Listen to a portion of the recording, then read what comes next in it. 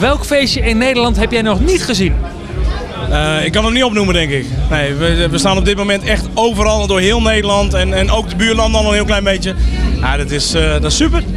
Overal waar je komt en waar je gaat, hoor en zie je Frans-Duits. Ja. Ja, dat is een voor- of een nadeel, hoe je het noemen wil.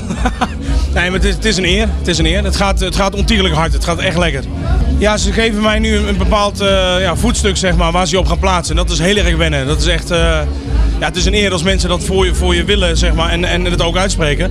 Maar het is wel wennen. Voor mij heel erg wennen. Er is ontiegelijk veel gebeurd. Album die al 44 weken in de top 50 staat. Ja, net wat je zegt, elk feest, daar staan we op. Hele grote feesten, kleine feesten. Inmiddels ook shows met een band. En ja, gaan we door. Stapel maar op. Nou, Wat is het leukste wat je is overkomen in het afgelopen jaar?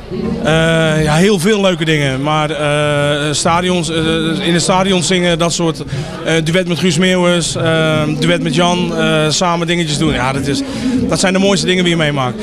En wat heel erg mooi is dat ik heel veel fanbase op aan het bouwen ben nu. En dat is de grootste eer, daar doe je het voor. Er komt een nieuwe single. We zijn nu bezig met een nieuw album ook. En ik denk eind van het jaar, begin volgend jaar zal het eerder worden. Dan komen we met een nieuwe single. Of met een nieuw album. Dus er komt een voorlopende single aan. Waar staat Frans-Duits over een jaar? Nog steeds in dezelfde schoenen, hoop ik.